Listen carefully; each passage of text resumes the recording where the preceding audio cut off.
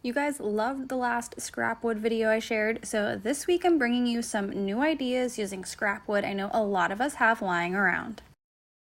A few months ago, the sewage line in my basement backed up and we had a second kitchen down there. So we tore out all of the cabinets because pretty much everything down there got ruined, and I decided to salvage some of the cabinet doors and the drawers that I could use for projects. So here is one of the cabinet door that has this really textured paint all over it. It's not in terrible shape, but it definitely needs a little bit of work. So I removed all of the hardware from it, and then I need to strip off that paint. So using this super strip that I just got from my local hardware store, I used this once before on a mirror that I thrifted.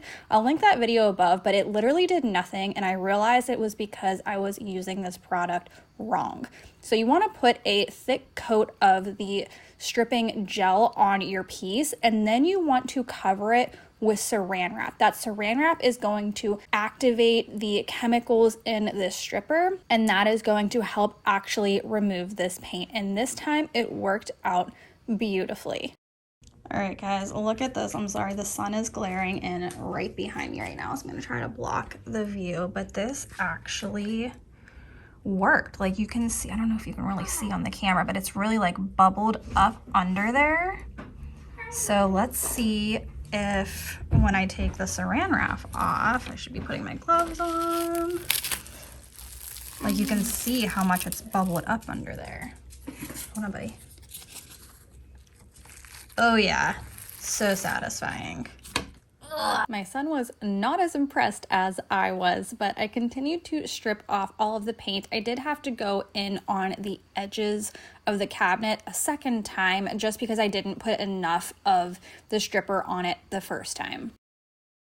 I wanted to show you this process in case you ever come across some old cabinets that maybe just need the paint stripped off of them, but the wood is perfectly good to use for a home sign or something else. Once I had all of the paint removed, I did wipe it down really well with some Crud Cutter and a microfiber cloth, and then I'm going to sand it as well just to get off any of that leftover paint or residue. Next, I wanted to give this cabinet some detail since it was pretty plain on the face of it. So I have a few different varieties of clay here. I have two different air dry clays. I'm not really a fan of the Crayola.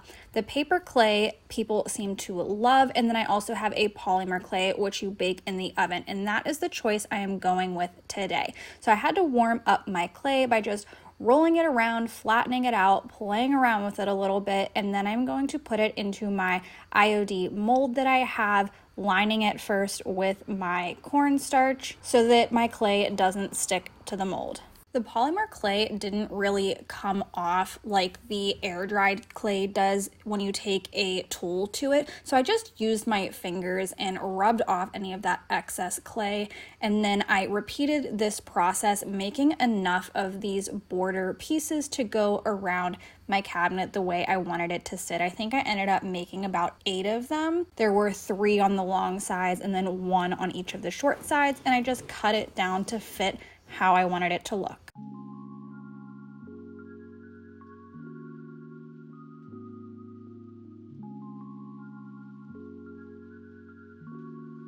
Next, we're going to put it into the oven at 275 degrees for 15 minutes. And I did leave it on my cabinet to go into the wood because I wanted it to mold to the shape of the wood. I did keep a close eye on it to make sure that nothing happened and my house did not catch on fire. Once it was ready, I turned off my oven and let it cool down completely before removing the board and the clay from the oven. Next, I'm taking my E6000 and I'm just going to glue down all of my border pieces right in place. Once I had everything glued and dried, I'm taking some white paint and I am painting on the inside of the border, and then I also paint the border clay pieces white as well. So here's a coat of the white paint, and you can see there are tannins and it is just bleeding through that paint, and I don't want that to happen for our next step. So what I'm gonna do is take this out to the garage and spray a coat of shellac to stop that from showing through our paint and then the final project. Next, I'm taking this beautiful greenery napkin that I got from Hobby Lobby. I used 2 of them, and first I'm just going to separate that back layer from the front layer of my napkin.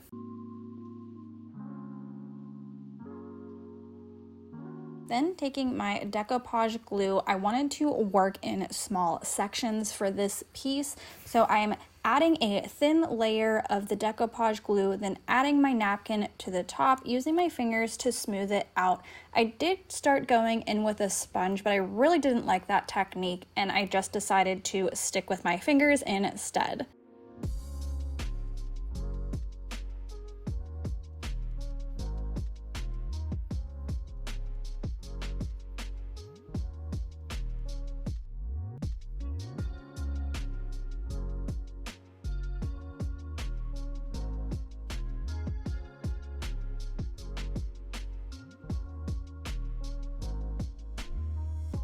Since the border was a little bit scalloped on the edges, I'm using this embossing tool just to make sure I can get this napkin right up against that paper. I probably should have added the napkin first before I added my border, but I honestly had no idea where I was going with this project, other than the fact that I wanted to add on that border, and everything else came afterwards. But if you were recreating this, I would suggest putting your napkin down first and then your border.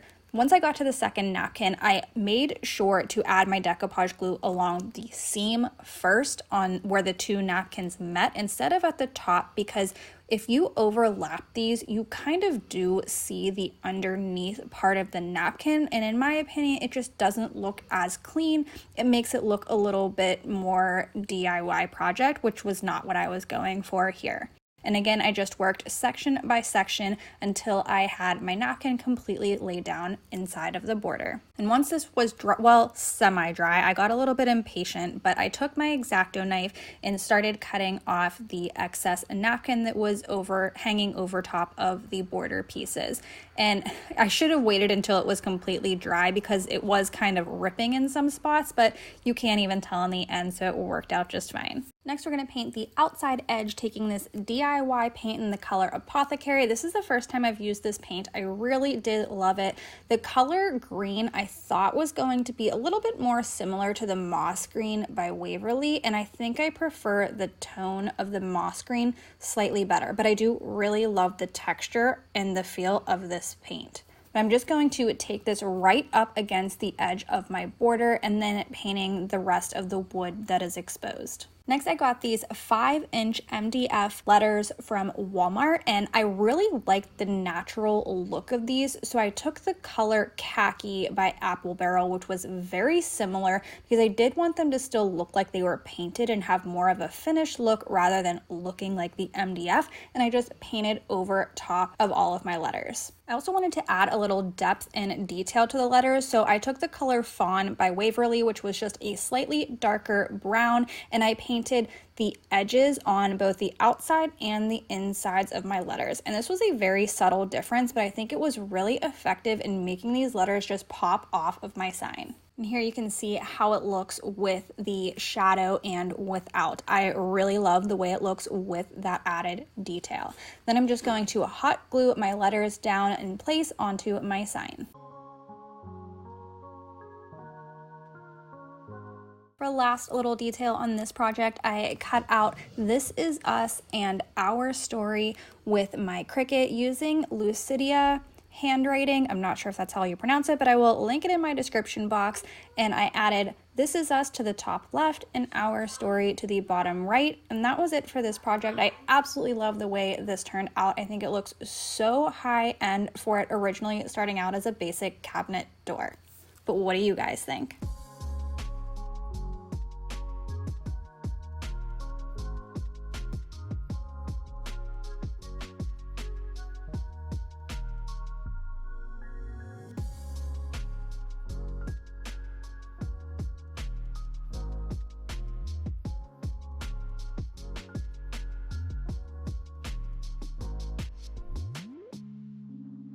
For this project, I am taking a 1x8 board and I'm cutting it down to be 12 3/4 inches long.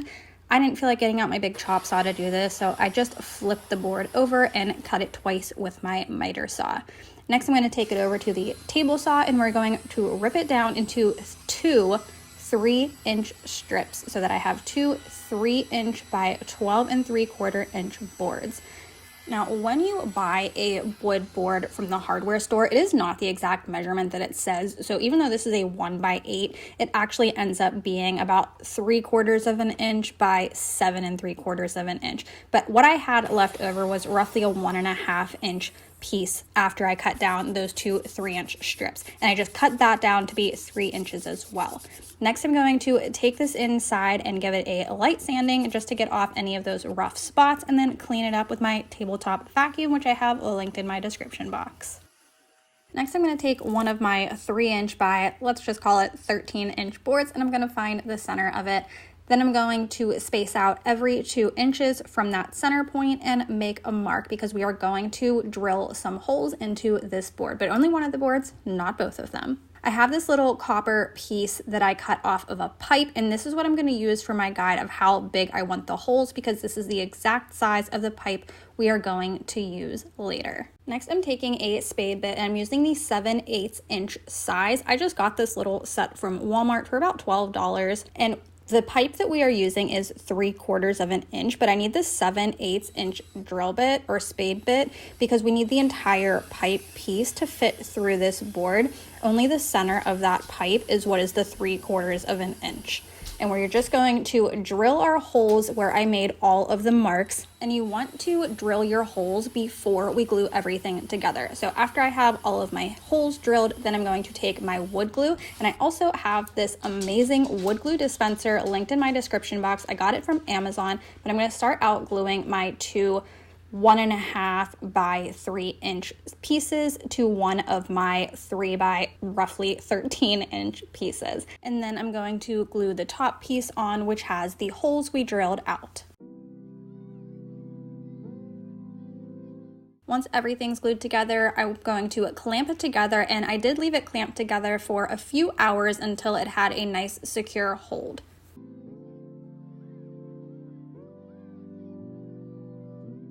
Next, we need to cut down our pipe. So I got this 3/4 of an inch by 5 foot pipe, copper pipe from Lowe's. It was about $14, and I have plenty of this left over for additional projects. Then I'm going to take this pipe cutter, and we are going to use this to cut down our section. So I started out with a 5-inch piece, and I'm going to put my pipe cutter right where I need to make the cut. And this thing is super easy. I did this in real time for you so you could see just how easy it is. The way you use this thing is you clamp it down tightly, twist it around a few times, screw it again so that it gets a little bit tighter on your pipe, twist it around a few times, tighten it, twist it around, and you keep doing that until the pipe completely cuts apart. And it is really easy to do. You guys know I have the weakest hand strength, and I was able to do this without any issues. Once you have your piece cut off, there is going to be some like jaggedy pieces from the cutter. Definitely do not stick your fingers in there. It is very sharp, but the cutter also comes with this little part on top where you can just rub the inside of the pipe around it, and it will smooth it out for you.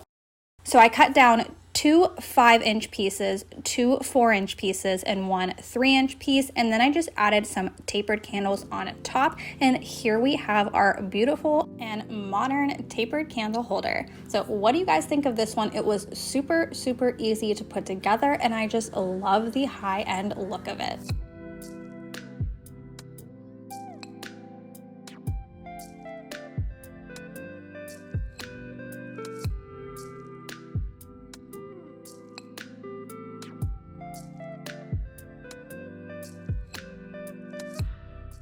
For this project, I'm taking a package of shims. This is the smaller size that you can find at a hardware store, along with a scrap piece of plywood I had just laying in my garage. And I'm lining 2 up on the bottom and then tracing where those are going to sit.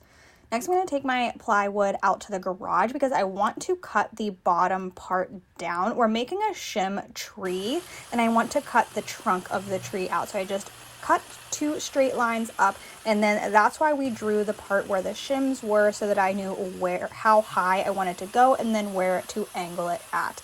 And the plywood piece that I'm using is 19 3/4 by 5 3/4 in case you want to recreate something similar. So next we're going to start adding all of our shims to the plywood base. And I had no rhyme or reason to the way I was adding my shims here, whether I was putting the thinner side pointing inwards or the thicker side. I really tried to make it look as random as I could. You certainly could do every other row of your branches all with the thin side pointing in, all with the thick side pointing in, and then alternate, but I really tried to make it pretty random. And I'm just going to repeat this process all the way up my tree. I ended up using 16 shims, which is less than 1 pack, so this would cost about $2 to recreate.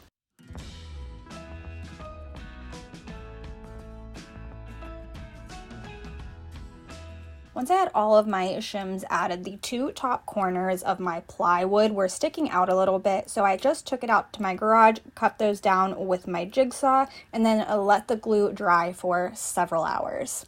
Once everything was dry, I'm going to take this Magnolia Home paint. It is in the color Olive Grove, and I'm going to paint all of my tree using this color. While this paint is still wet, I'm going to take this Art Minds moss green color and I'm going to start dry brushing over top. I wanted to give some more depth and dimension to this tree rather than it being one flat color. I wish I had added one more even deeper green. I think that would have added even more depth and even more detail to this piece. For the trunk of the tree, I'm going to use Apple Barrel Nutmeg Brown.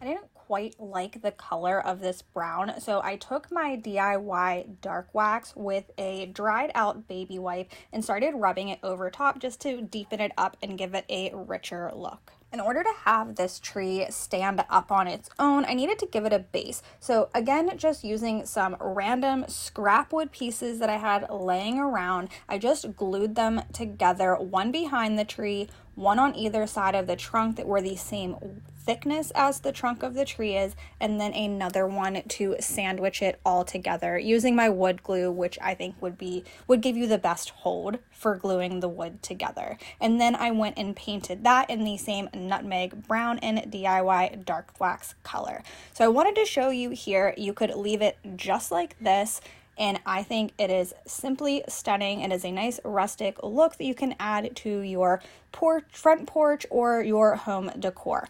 I wanted to take it a step further, and since we are heading into the holiday season, which I am seeing all over YouTube right now, I thought I would add some snow to give it more of a winter look. So I just took some white Rust-Oleum chalk paint and started outlining sections where I wanted to add the paint, adding it a little bit sporadic. I didn't go too crazy with the white paint, but I did add it here and there where I thought it might look like the snow had naturally fallen. Once I was done adding in all of the white paint, I also dry brushed over all of the edges of what I'm calling the branches or the shims. Then I took some puff paint just to give another added detail and make it look a little bit more realistic, make it come to life a little bit more and pop off of the shims.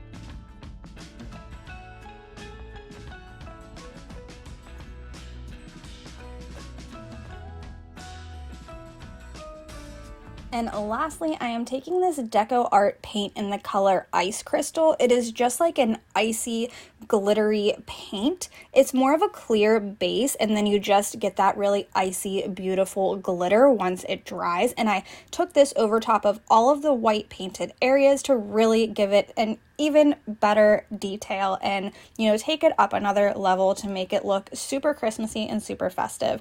And here's the way this one turned out. I love it. My husband thinks I could have added a little bit more white to the tree, but I wanted to ask your guys' opinion. What do you think? Do you think there is just enough white on the tree, or do you think it could use some more? And should he have his way? Let me know in the comments.